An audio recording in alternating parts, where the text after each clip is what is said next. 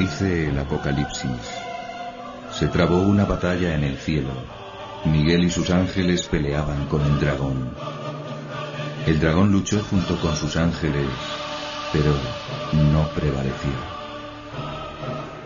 Esta batalla fue espiritual, afirma una mística española del siglo XVII, Sor María Jesús de Ágreda, que recibió revelaciones sobre la caída de los ángeles. Lucharon con inteligencias y voluntades. ¿La causa del conflicto? Dios les había anunciado que la segunda persona de la Trinidad se haría hombre y deberían adorarle. Y además, que tomaría carne de una mujer que sería su reina y aventajaría en gloria a todas las criaturas humanas y angélicas.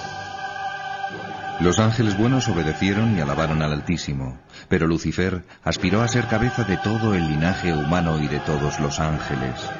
Se rebeló pues contra Dios queriendo asemejarse a él y arrastró consigo a muchos en su pecado de soberbia. Dios prestó a Miguel y los suyos la fuerza para vencer al dragón, que fue precipitado en los infiernos. El castigo de los demonios que habían sido creados buenos sería eterno y su sufrimiento tendría dos formas: la privación de la visión de Dios, que se transformaría en odio, y la pena de sentido, distinta para cada demonio según sus pecados. En la Biblia se le da diversos nombres: Diablo, Satán, Belcebú, Serpiente, Dragón y Belial, entre otros. También se le define como acusador, maligno, enemigo, tentador, padre de la mentira, asesino desde el principio y príncipe de este mundo. Para un cristiano, Satanás, Lucifer, demonio, diablo, es el mismo ser, espíritu angélico que se rebela contra Dios. Y dice, non serviam. Es el no, contra el sí que Jesucristo, según la carta de San Pablo a los Corintios, ¿no?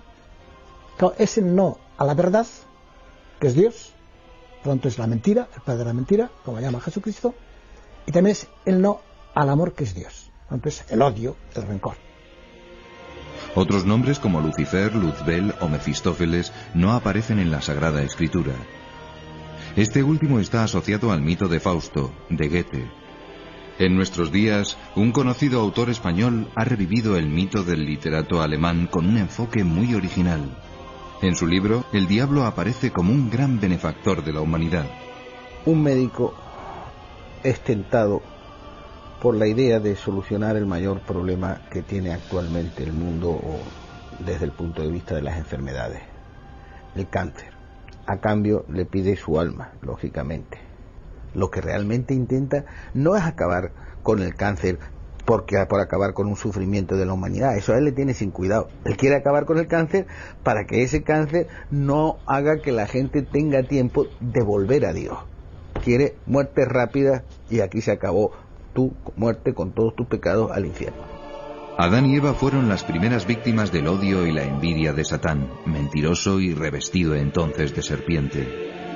Quería arrebatarles el gozo del paraíso que él había perdido y a Dios la adoración de sus criaturas. ¿Por qué tentó primero a Eva? La explicación de Ágreda es que el diablo dudaba de si Adán sería el Verbo encarnado y estaba más seguro de que la mujer no era Cristo. Sea como fuere, nuestros primeros padres pecaron. Pero para desesperación de Satán, no fueron castigados eternamente como él, pues su pecado fue por debilidad, no por malicia. Y se les prometió un redentor y una nueva Eva, María, que aplastaría la cabeza del reptil infernal. Desde entonces la lucha entre los hijos de Eva y las huestes diabólicas no ha cesado un instante. El diablo, con sus diversos nombres, aparece numerosas veces en los Evangelios, 11 veces en San Mateo, 13 en San Marcos. Lucas le cita 23 veces y San Juan 6. También le citan, tal vez sin darse cuenta, millones de cristianos en el Padre Nuestro.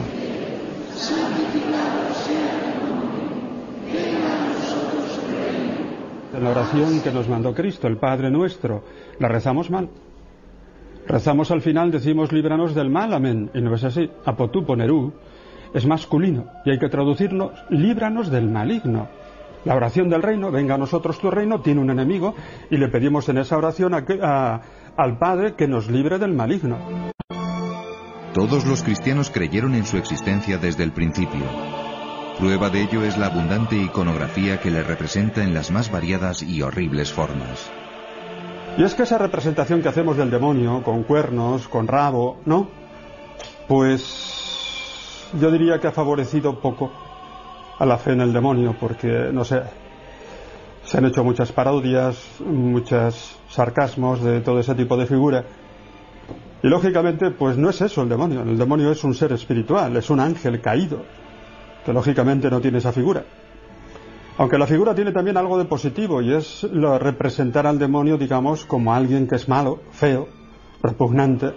Yo siempre he estado en contra de la imagen del diablo espantoso y terrorífico y que arrebata o que en cierta manera puede ser violento.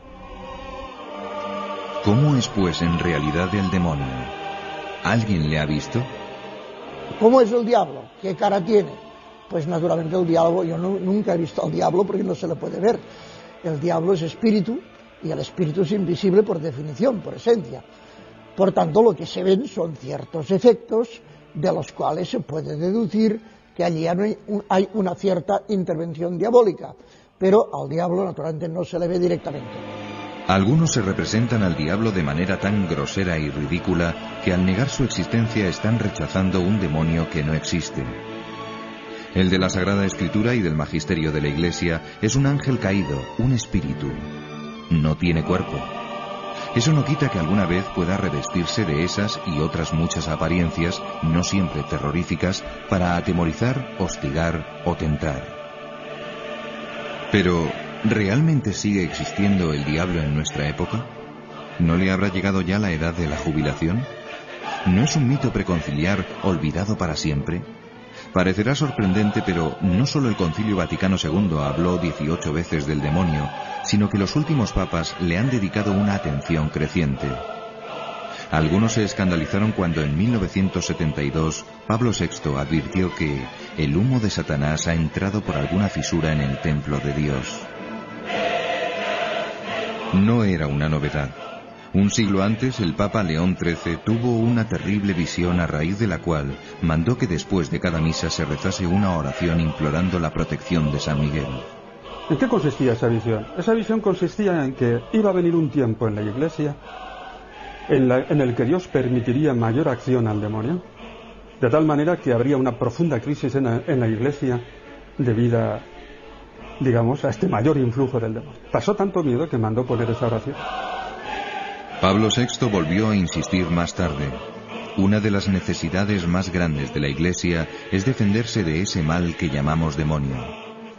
Y precisó: el mal no es ya solo una deficiencia, sino un ser vivo, espiritual, pervertido y pervertidor. Nosotros sabemos, concluyó, que ese ser oscuro y perturbador existe y que está actuando de continuo con una astucia traidora. Juan Pablo II ha desenmascarado su trama para extender el mal. La táctica de Satanás, decía en 1985, consiste en no rebelarse para que el mal se desarrolle por acción del hombre mismo y se transforme cada vez más en un pecado estructural y se perciba cada vez menos como pecado personal. Ese monstruo de orgullo prefiere, en efecto, pasar inadvertido no por humildad, sino por eficacia. Pero esta regla tiene excepciones. Algunas veces el demonio tiene manifestaciones evidentes. La más terrible de ellas es la posesión.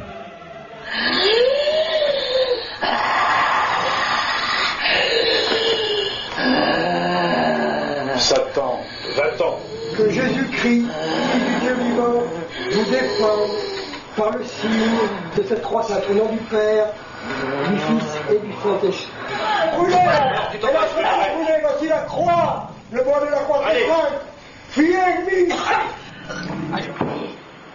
La posesión es ya el caso más grave y se llama posesión porque a ratos, porque no es que siempre el enfermo, el sujeto esté así, pierde, por así decir, su personalidad, y su personalidad es suplantada por el demonio. Es decir, ya no habla ella, habla el demonio por su boca, ya ella no es en aquel momento totalmente libre, sino que hace cosas que ella no quisiera hacer. Y esto, pues como digo, hay que discernirlo con un largo proceso, no se puede ir ayudado del médico, pero al final se puede llegar a la conclusión de que aquella persona pues está en estos casos. Y entonces pues hay que practicar, como digo, el exorcismo. En otros casos también lo he hecho, y siempre se da esta, como diríamos, esta contradicción de que hay momentos en que la persona es ella, y entonces está, diríamos, en plena colaboración con el exorcista para verse libre de aquella cosa que tanto sufrimiento le causa, pero en el momento, en cambio, en que aquella persona se siente o está poseída por el demonio, pues en aquel momento tiene reacciones hostiles, aunque, repito, nunca, al menos en mi presencia, se ha producido una agresión física ni contra el exorcista ni contra las personas, poquísimas, que a veces acompañan al exorcista. El exorcismo yo nunca lo he hecho solo, sino lo he hecho siempre cuando podía con el médico al lado y con alguna otra persona, generalmente familiar, íntimo del sujeto. Au nom du Père, du Fils et du Saint-Esprit. Allez, tu dégages! Allez, tu t'en vas! Allez, dégage! Au nom du Père, du Fils et du Saint-Esprit. Dégage! Je guéris! Je te l'ordonne au nom de Jésus-Christ, à qui tu t'obéis. Estamos viendo exorcismos reales. Cada caso es distinto del otro, pues los diablos son seres personales, muy distintos. Cada uno agota su especie, dice Santo Tomás, y diversos son los síntomas de su acción. El exorcismo no es una operación ni fácil ni rápida. Lo normal es que se necesiten varias sesiones para desalojar al espíritu del mal, que se resiste por todos los medios. El exorcista ha de porfiar con sus mejores armas: oración, aplicación del crucifijo, del óleo y del agua bendita, imágenes de la Virgen e incluso dando la comunión al poseso. Pero la sustancia del exorcismo es esta orden perentoria: en nombre de Jesucristo, Satán, vete. Hay que insistir. A veces el desenlace es cuestión de meses. Puede durar incluso años. El exorcista experimentado sabe que el diablo tiene una inteligencia superior y tratará de engañarlo. Traba un combate desigual que perdería si Dios no estuviese de su lado. El demonio pues es muy inteligente y no se da a conocer. Generalmente tiene muchas respuestas evasivas o ambiguas, y hay que ir con mucho cuidado. El demonio miente, y miente mucho, y confunde, y es ambiguo, por tanto no sacas mucho de quererle hacer hablar. Más bien puedes sacar confusión y esto. Por tanto yo no pregunto mucho, pero ciertamente que sí, que a veces, por ejemplo, muchas veces cuando le haces preguntas, el enfermo contesta sonidos inarticulados. Algunas veces incluso puede, pero no le he tenido tiempo de comprobar, puede hablar alguna lengua o palabras de lenguas que uno desconoce. Entonces, pues hay sonidos, hay palabras que uno dice, pues no acabo de entender por dónde pueden ir. Yo solamente he podido verificar alguna frase en latín, que es lo que, como lo conozco yo, pues he entendido y he podido dar testimonio de que era una lengua desconocida para el sujeto en cuestión. Comment vous sortez maintenant? Il n'est pas parti. Il n'est pas parti. Il est encore là. Il est encore là. Il va partir. Ante lo sagrado o lo religioso, la reacción del endemoniado va desde el fastidio y el horror hasta la ira, acompañada de blasfemias o insultos. Sors! Allez, sors! Sors! Sors! Acabada la crisis en que emerge la segunda personalidad, aunque el diablo no haya sido expulsado, la persona puede llevar vida normal, si bien puede sufrir diversos dolores y molestias. El diablo ha salido de esta mujer. Su semblante ha cambiado radicalmente, se la nota ya sonriente y distendida. Dios nunca deja a la persona perdida en manos del espíritu del mal, sino que si la persona busca a Dios, le encontrará, y le encontrará benévolo y con fuerza suficiente para sacarle, y que estas experiencias, después de ser liberada, le sirvan para el bien. Y esa es la experiencia que tengo. Pero, ¿no estaremos ante casos de enfermedad mental? Esta es una explicación fácil para los que niegan la existencia del diablo. ¿Qué nos dice de ello la psiquiatría moderna? ¿Puede distinguirse la posesión de los trastornos mentales? La fenomenología sintomática de una persona que, por ejemplo, ha hecho un pacto con el diablo, o que sin mala voluntad el diablo se ha posesionado de su cuerpo, y esto plantea un problema teológico en el cual yo no entro porque no sé nada de eso, y es cómo Dios permite el mal, ese mal tan tremendo. Pues esa persona puede tener síntomas que son bastante distintos a lo que ocurre en la psiquiatría, pero me parece que por muy sutil que sea el diablo, y lo es, y es mucho más listo que yo y que todos nosotros probablemente, creo que lo tiene muy difícil, porque quizás por su propia maldad organiza o realiza a través de la persona que posee y que le está sujeta acciones que son de una inmensidad, de una radicalidad y de un imperio que ninguna persona demente las haría.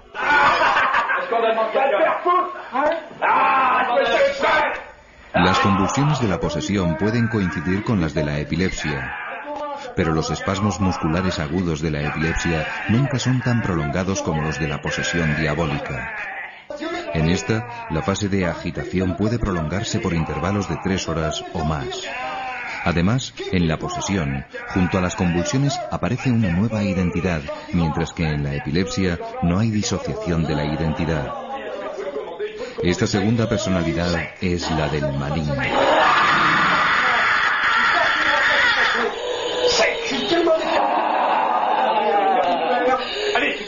Aquello que la ciencia psiquiátrica no puede explicar, no es que no sepa o no quiera, sino simplemente que no puede, queriendo y sabiendo, me parece que sí es conveniente consultar con el exorcista. Hoy la Iglesia recomienda, ante un caso de exorcismo, pues que haya una consulta, una peritación por parte del psiquiatra. Y a mí me parece que esto es una cautela enormemente prudente y muy de agradecer. Es decir, la Iglesia en la actualidad ha defendido, y creo que ha sido una de las poquísimas instituciones que ha dado un paso hacia adelante en favor, por ejemplo, de la psiquiatría y de la psicología, en muchos casos. Es decir, la Iglesia nos da un ejemplo, como experta en humanidad que es, de no tener miedo a la razón. Los exorcistas saben que la gran mayoría de los que acuden a ellos son enfermos mentales, no endemoniados.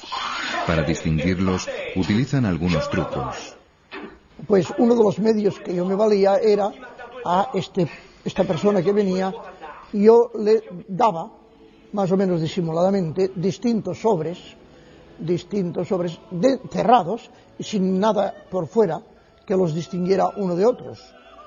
Y en uno de ellos había una estampa de Nuestro Señor o de la Virgen, y en los otros pues había simplemente un papel.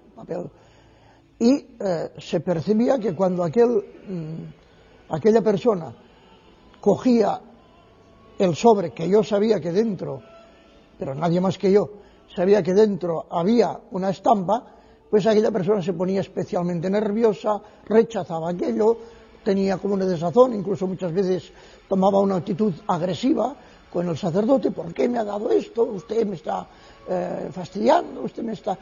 Y uno dice, bueno, aquí hay un síntoma de que esta persona tiene una percepción que no es explicable por pura razón natural. Para saber más sobre este increíble fenómeno y su curación, nos hemos trasladado a Roma para interrogar al más famoso y experimentado exorcista del mundo, el padre Gabriel Amorth, que mantiene día a día una lucha a brazo partido con el maligno. El exorcismo es una plegaria.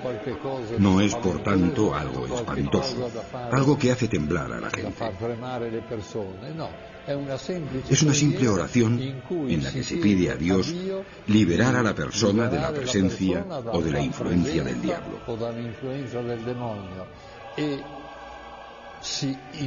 Y se manda al diablo, en nombre de Cristo, que se vaya. Yo, antes de empezar, me pongo la estola, que es el típico indumento sacerdotal, estola violeta. Me la pongo porque me es más cómodo para poder ponérsela sobre la espalda a la persona que debe ser exorcizada. Luego empiezo con el agua bendita. Esto es un frasco con agujeros y bendigo a la persona con el agua bendita. Luego le hago besar el crucifijo. Yo uso un crucifijo en el que está inserta la medalla de San Benito, que contiene varias frases contra el demonio. Hago besar el crucifijo y luego empiezo a decir unas oraciones con la mano sobre la cabeza. En general, los exorcistas tienen en la otra mano el libro con el ritual de los exorcismos, pero yo no lo necesito porque me lo sé de memoria después de haber hecho tantos, y pongo la otra mano sobre la espalda, y así rezo. En un determinado momento utilizo el aceite de los catecúmenos, que es el aceite que usan en el bautismo. Es importantísima la oración. El Evangelio nos dice que algunos diablos no se echan sino con la oración y el ayuno. Naturalmente, es importante que rece la persona interesada, que recen sus familiares y que se haga rezar a casas religiosas o grupos de oración. De cada 100 personas que piden un exorcismo, 90 son mujeres y solo 10 son hombres.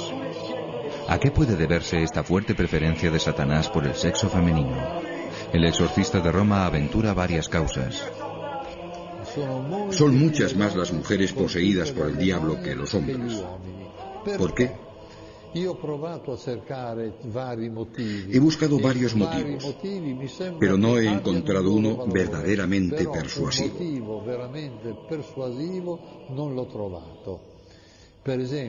Por ejemplo, las mujeres son más curiosas y se atreven más. Frecuentan más a los magos, a los cartomantes y las sesiones de espiritismo, o son más asiduas a ritos satánicos. Por eso se exponen más. Otro motivo sería que el diablo ataca a la mujer porque a través de la mujer espera llegar al hombre, como en el caso de Adán y Eva, y en que fue Eva quien convenció a Adán a hacer lo que había hecho ella, a comer la manzana. Otro motivo que puede tener un valor teológico, para vengarse de Nuestra Señora. No hay duda que la enemiga de Satán, por excelencia, es María Santísima. Por otra parte, muchos hombres no se atreven a ir al cura, mientras que las mujeres están más dispuestas a acercarse a un sacerdote para pedir un exorcismo. Contrariamente a Francia o Italia, España ha experimentado una gran crisis de exorcistas oficiales. Tanto es así que algunos han llegado a viajar a Roma para ser exorcizados por Amort, cosa que éste desaconseja. Apenas se contaban 2 exorcistas en España cuando, en julio de 2002, la Conferencia Episcopal decidió publicar el ritual de los exorcismos, recomendando el nombramiento de un exorcista por diócesis. Una de las razones por las que, al parecer, no abundan los exorcistas es el miedo a la venganza del diablo contra quien le combate. ¿Está fundado ese temor? Después corren muchas historias de venganzas del demonio contra exorcistas, muchas. Son falsas, son mitos que van corriendo y corriendo y al final se hacen grandes. Aunque, para ser honesto, debo decir que alguna vez sí que han ocurrido. Pero si han ocurrido ha sido porque Dios lo ha permitido. Porque Dios lo ha permitido. Si no, no. Yo, por ejemplo, debo decir que hasta que no publiqué mi tratado de demonología, pues nunca me había pasado nada. Y sin embargo, después de publicarlo, pues me empezaron a ocurrir cosas. Un buen día me acuesto después de dar una conferencia, estoy con las manos así, tumbado en la cama, y de pronto veo que se enciende la luz de la habitación, hasta oí el interruptor. Pues alguien pensará, uy, ¿se pondría usted lleno de miedo diciendo el demonio está aquí? No. Dije, vaya, qué poco puede hacer. O sea, realmente, qué poco puede hacer el demonio más que encenderte la luz y poca cosa más. Entonces ya en el mismo ritual se le dice al mal espíritu que de ninguna manera ataque físicamente a ninguna persona presente, y siempre lo ha hecho así. Ha tenido manifestaciones como conatos, pero nunca los ha llevado a obra, a realidad.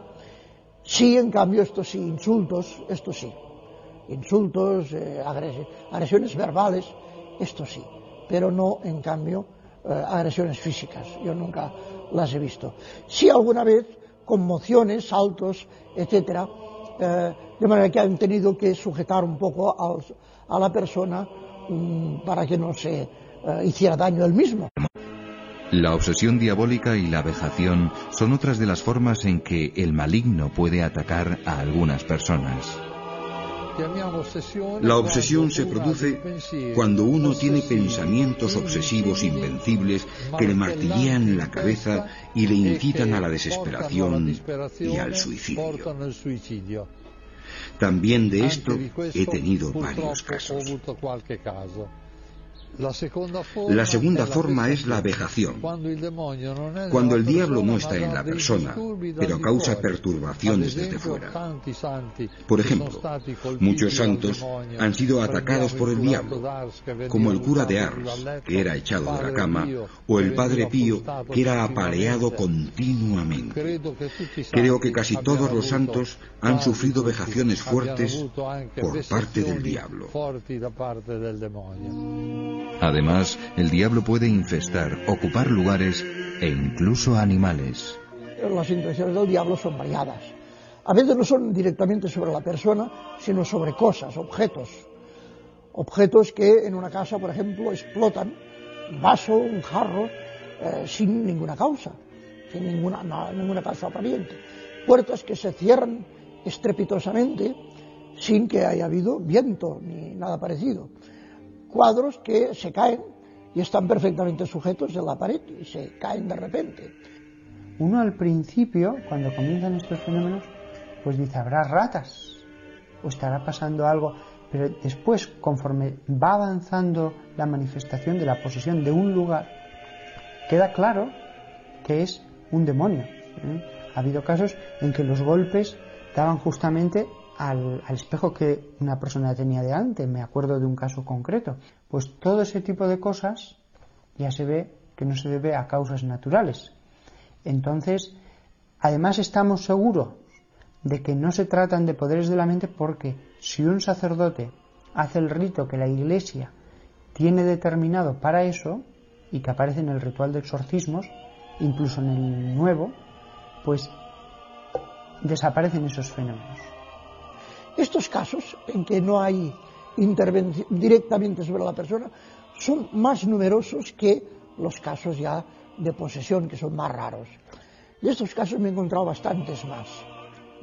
Y que no hay duda, aunque yo no los he presenciado directamente, pero no hay duda por el número, la cantidad de testigos. Por a veces es toda una familia de la cual pues, hay viejos, jóvenes, medianos y todos han visto el mismo fenómeno. Una intervención diabólica muy grave y que parece en aumento en nuestra época es el maleficio. El maleficio es hacer el mal a una persona a través del demonio. Maleficio es una palabra genérica. El mal infligido a la persona por medio del diablo puede hacerse de muchos modos diversos. La forma más común del maleficio es el hechizo. El maleficio puede hacerse con un hechizo, con el mal de ojo, con una maldición, con un rito vudú, con una macumba, con un rito satánico. Puede hacerse de muchos modos diversos. A veces las personas que hacen maleficios usan objetos que por vía maléfica introducen dentro de la persona. El caso más grave que yo he conocido es que uno, dentro de su almohada, encontró un sapo vivo.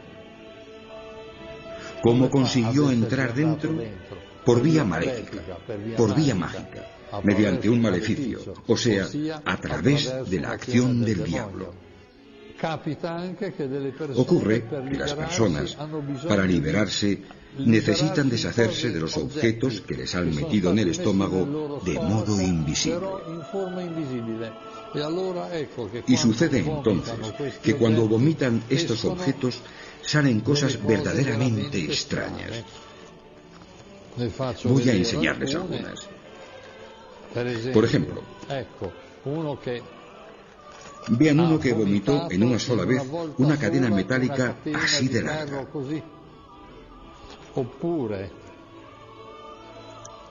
Esto es una relaza, muchas pilas, clavos, pilas, llaves, o sea, objetos varios que son vomitados. Y yo me he dado cuenta que estos objetos se materializan en el instante en que salen de la boca. Si uno hubiese hecho una radiografía del estómago de aquella persona antes del exorcismo, no habría visto nada. Me he dado cuenta viendo varias veces escupir a personas poseídas. Un exorcista debe habituarse a recibir muchos salivazos. Pero, ¿no estaremos demonizando al demonio? ¿Hay que atribuirle directamente todas las guerras y males del mundo? ¿Es el culpable de todos los pecados que se cometen? No todos los pecados son instigados directamente por él, pero sí indirectamente, pues la inclinación al mal no existiría sin el pecado original, instigado por Satanás. ¿Podría el demonio al menos llegar a producir accidentes de aviación o grandes cataclismos como terremotos, erupciones volcánicas o incendios? ¿Puede el demonio provocar un huracán, un terremoto, un desastre natural? La respuesta es que no. Dios no se lo permite. Fíjese usted que si el demonio pudiera simplemente mover un tornillo en un avión en un momento adecuado, podría estar provocando desastres continuamente. Ya no estamos hablando de provocar un terremoto, simplemente mover un tornillo. No, Dios no se lo permite. Solamente al final de los tiempos le permitirá manifestarse de un modo más abierto. Pero mientras tanto, todos los desastres naturales no. Además, hay una cosa que debemos tener en cuenta. Todo tiene una causa natural mientras no se demuestre lo contrario. Solo es demoníaco aquello que efectivamente no se puede explicar con ninguna otra causa más que con la intervención del demonio. En cambio, es verosímil la acción de Satán en el origen de conflictos y guerras, por ejemplo, influyendo en líderes políticos perversos. El demonio puede atacar no solo a personas individuales, sino a comunidades enteras. No hay duda que el demonio, entre todas las personas, busca preferentemente las que tienen más influencia sobre los otros. No me cabe ninguna duda de que Stalin se hubiera vendido a Satán para tener éxito.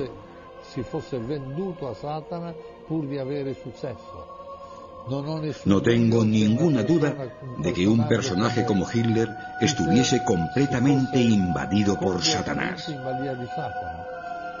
Hay que notar que Satán puede influir en grupos enteros.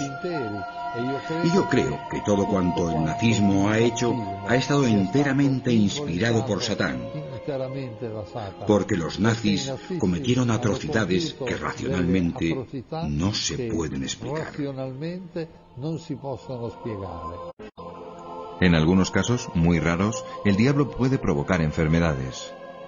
El mismo Evangelio lo dice varios casos. Tiene un espíritu mudo. O el caso de la mujer encorvada, que expresamente dice Jesús que era por un demonio.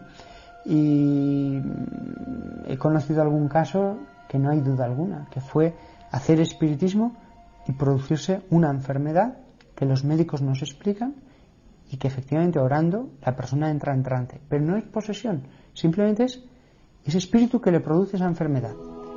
¿Quiénes corren más riesgo de ser poseídos o asaltados por el diablo? Según los especialistas, las probabilidades de convertirse en víctima del maligno aumentan con la práctica del espiritismo y los diversos modos de ocultismo, magia y superstición, incluyendo la cartomancia, el tarot y los ritos orientales. Hay una flojera o un debilitamiento en las convicciones y en las creencias, y curiosamente, cada vez que las personas tienen menos fe religiosa, generalmente pues tienen más prejuicios, más conductas estereotipadas, acuden más a sortilegios, horóscopos. Es decir, que parece como si la fe se echara por una puerta y entrara por la puerta de atrás. Cuando decae la fe, aumenta la superstición. Nosotros vivimos en un periodo en el que de fe hay poquísima. Y entonces, he aquí que adquiere un gran espacio la superstición. A mí me preocupa más el ocultismo, esto de videntes, astrólogos, la Ouija o Ouija que dice la gente, el tarot, que es una forma mentis especial, ya que esas personas, una persona que habitualmente va al vidente o al tarot para ver su porvenir, irá a misa, pero su forma mentis no es cristiana, ya que no cree que Dios sea Padre y no cree en la providencia divina. Cree que su vida está marcada por los astros. Otra forma, hoy desgraciadamente muy difundida, es el recurso a magos y echadores de cartas, hoy muy activos en la televisión. También esta es una forma tremenda, porque pone directamente en contacto con personas maléficas.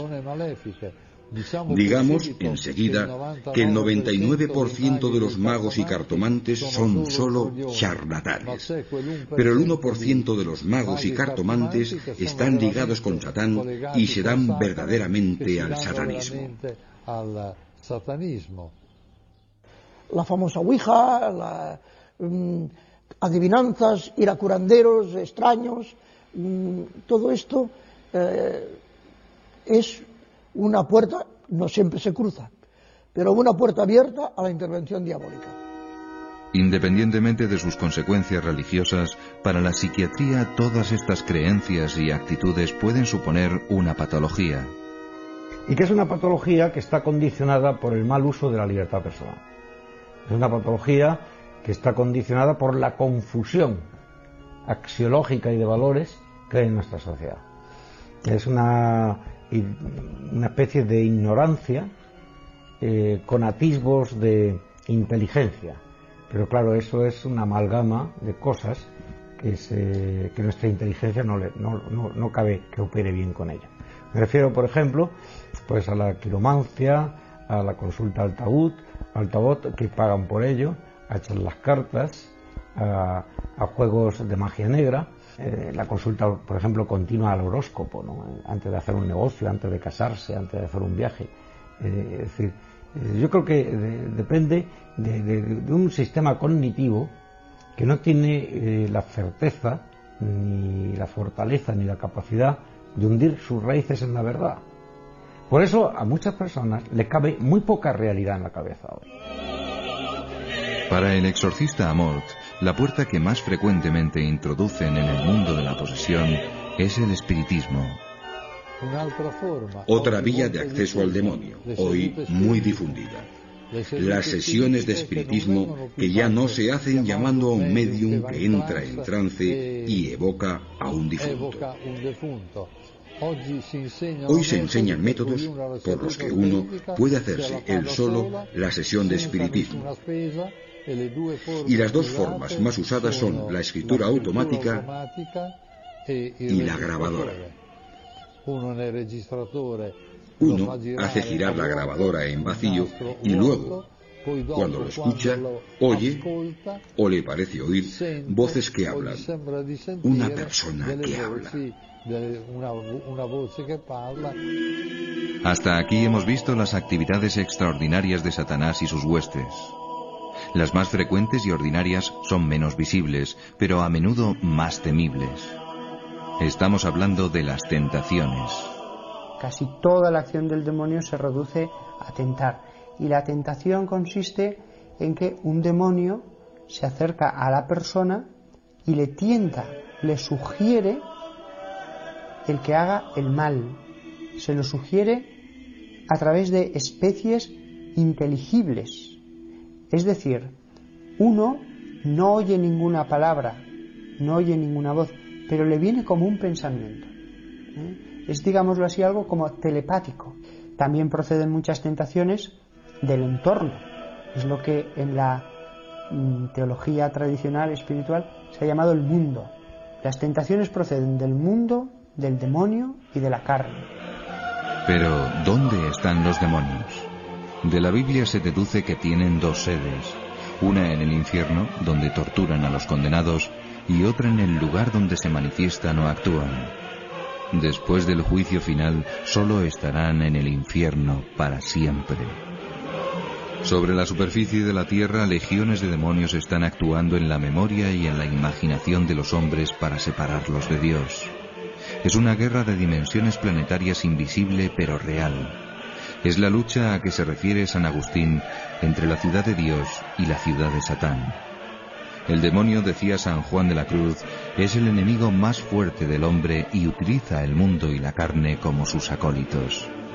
Yo he pensado muchas veces, ¿qué haría yo si fuera el demonio? Yo haría dos cosas. Convencer al clero de que la oración no es tan importante como se decía en otro tiempo. Y después también, pues, destruir la fe, meter la confusión en la fe. Porque cuando una persona pierde la fe, esa persona ya no se levanta.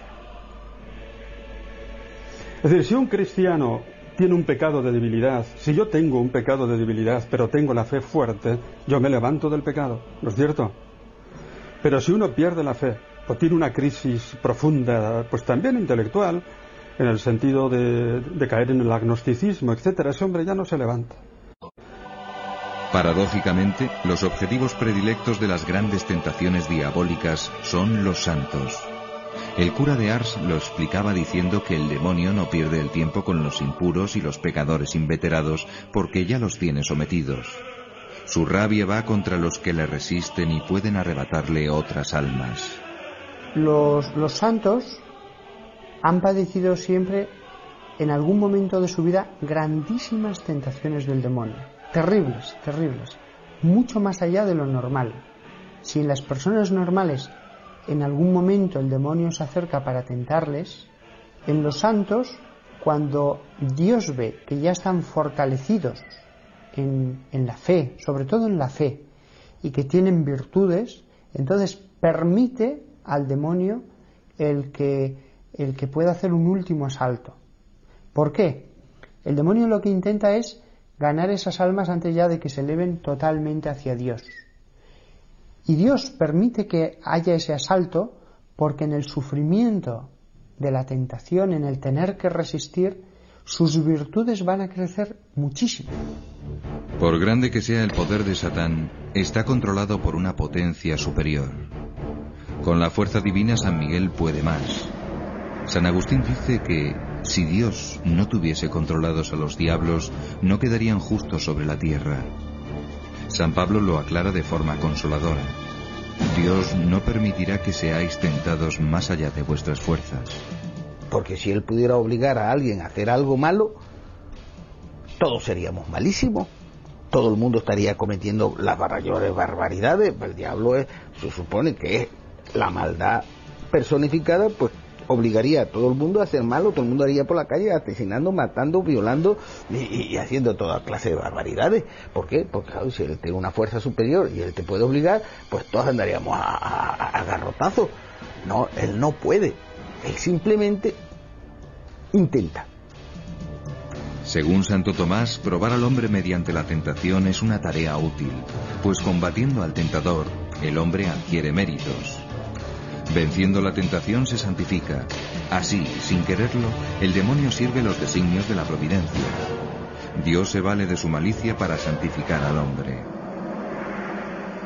Últimamente van en aumento los que, seducidos por Satán, optan por el mal, llegando al extremo aberrante de rendirle culto. Son los que militan en las sectas satánicas o luciferinas y los que practican la brujería. Autor de un vasto diccionario sobre las sectas, el profesor Guerra nos describe el mundo tenebroso del demonismo, tronco común del que brotan tres grandes ramas. Este tronco tiene 3 ramas fundamentales, que son el satanismo, el luciferismo y la brujería. El demonismo es como la sombra, o si se quiere, el negativo de la fotografía cristiana. Tienen ritos, la misa, tiene símbolos cristianos, la cruz, el hisopo, el altar, pero los invierten. Hasta en la misa el crucifijo está cabeza abajo, sobre el altar. Usan como rito principal la misa negra, que a veces tiene víctima humana y otras veces no, sacrifican a animales, ¿no? El colmo del horror en el culto satánico son las misas negras, con profanación de la Eucaristía y a veces con víctimas humanas. Normalmente una joven que sea inocente, para el mal hay que ofrecerlo inocente, lo contrario, menor de 15 años normalmente, pobre muchacha, tiene que entrar desnuda, van detrás los satanistas, con sus ropas, ropajes y demás, la atan sobre el altar y al comenzar la misa, bueno, con el crucifijo boca abajo, y al comenzar la misa la graban en el pecho los signos satánicos. Entonces, para comulgar, abren el pecho a la víctima ritual, sacan el corazón, los pulmones y el hígado, todavía calientes y palpitantes, los toman, los comen. En el luciferismo, las misas negras del satanismo se convierten en misas rojas. Se llama misa roja porque en el local donde se celebra todo rojo. Las cortinas, el altar cubierto de terciopelo rojo, los ornamentos, excepto el preste principal que ha vestido de negro. Solamente que, según dicen, no hay víctima ritual, aunque excesos sexuales hay tanto más que en el satanismo. La masonería merece mención especial por su importancia. ¿Puede seriamente afirmarse que tenga alguna relación con el satanismo? Propiamente, la masonería no guarda relación con el satanismo. Sí lo tiene, en cambio, con Lucifer y el luciferismo. En el grado 29 y en el 30, un rito es echar al suelo un crucifijo o una cruz, la cruz sin la figura de Jesucristo, pisarlo y escupirlo. Claro, este rito, que es masónico, que es el grado 29-30, ha sido adoptado por bastantes sectas satánicas luciféricas, por ejemplo también la Orden Illuminati. Ahí tengo una enciclopedia masónica de 3-5 volúmenes. Si leemos la palabra escrita por un masón, la palabra Cristo le dedica 2 líneas y media, no de una página, sino de una columna. Así que es un mito. La brujería es otra rama del demonismo. Todos hemos oído hablar de brujas, pero como una caricatura medieval. Lo que nos parecerá inaudito es que ese fenómeno está en alza, en proporciones alarmantes. La brujería es también satánica. De hecho, adoran a Baphomet, adoran a Lucifer, a Satanás, y en la Edad Media sabemos que se concentraban en determinados lugares, por ejemplo aquí en Burgos, las de Santa Cantabria, Valencia, Burgos, parte de Bilbao, etcétera, junto en Cernécula, un lago que no va ningún río a ese lago, que tiene agua siempre, y allí en torno a un árbol que había a la orilla era cuando se celebraban los sábados sus reuniones, ¿no? Los sabbats, que dicen ellos, ¿no? Ellos pensaban que hacían viajes astrales, que allí se juntaban con Satanás en forma de macho cabrío. Después, cuando vuelven, tienen poderes especiales, benéficos o maléficos. Las brujas eran maléficos, por ese motivo procuraban a los vecinos congraciarse con ellas. Todavía hace pocos años, en un pueblo de Zamora hacia Galicia, al matar daban una parte del cerdo a la bruja del pueblo, para evitar sus maleficios y males de ojo y cosas de esas, por si acaso, ¿no? ¿Realmente hay brujas entre nosotros? La brujería está aumentando de una forma alarmante. También entre chicas jóvenes. Pero hace 2 o 3 años, un alumno mío de la Facultad de Teología me contó un caso. Eran 9 muchachas de aquí de Burgos, de 14 a 16 años, que se ve que en verano habían ido con sus padres a veranear a la Costa Brava. Ahí se habían puesto en contacto con un grupo de brujas, se habían conectado y en pocos meses ya hacían magia blanca, empezaron a iniciarse en la magia negra, en el vudú, algo tremendo. Si como todo hace suponer el diablo existe, nos odia y aspira a hacernos eternamente infelices, ¿cómo podemos liberarnos de él? ¿Qué medios tenemos para protegernos de sus insidias? Cuando uno Cuando uno se acerca con frecuencia a los sacramentos, aunque le hayan hecho un maleficio, es posible el boomerang. O sea, que un maleficio recaiga sobre la persona que lo hace y no sobre la persona contra quien se dirige, que está acorazada por la gracia de Dios, acorazada por la posesión de la Virgen, de los ángeles, y por tanto puede estar segura. La práctica de los sacramentos es la manera más normal de verse libre de todo esto y en general llevar una vida cristiana, por así decir, fervorosa, normal, sin exageraciones, pero verdaderamente pues fiel a lo que hemos aprendido en el Catecismo de la Santa Madre Iglesia. En conclusión, ¿hemos de tener miedo al diablo? Cristo es el que nos ha liberado a nosotros del miedo del demonio. Y uno que es cristiano y vive de Cristo y reza frecuentemente, pues es mi caso, ¿no? Yo no le tengo ningún miedo al demonio, sé que existe y que tengo que tener precaución, lógicamente, pero un cristiano tiene que saber que lo puede vencer con la gracia de Cristo. Este diablo es mucho más inteligente, mucho más respetuoso, sobre todo porque él se atiene a una cosa que es la ley suya que le ha dado Dios. Él puede tentar, pero como decía San Agustín, el diablo es un perro atado a una cadena que nunca puede llegar más allá de la cadena. Si te mantienes lejos del alcance de esa cadena, no tienes por qué tener miedo al diablo. Al diablo solo se le tiene miedo cuando tú entras en su terreno, cuando te dejas tentar. El diablo siempre tiene las de perder, puesto que el hombre, la persona tentada, le basta con decir no. De que el demonio es un pobre diablo. Si estamos con Dios, pues podemos contra el demonio. Por tanto, no hay que tenerle miedo especial si uno pues acude a Dios, que es el que realmente le puede poner en su sitio. Si uno vive en gracia de Dios, si uno reza, si se acerca a los sacramentos, no debe tener ningún miedo al diablo. Nosotros, unidos a Cristo, somos más fuertes que el diablo. Un cristiano posee, además, el sello de la Trinidad recibido en el bautismo, y es el diablo quien debe temblar ante un cristiano y no viceversa. Lo dijo el cardenal Ratzinger. El cristianismo liberó al mundo del terror de los demonios. Pero si la luz de la fe se apagara, el mundo volvería a caer en el horror y la desesperación.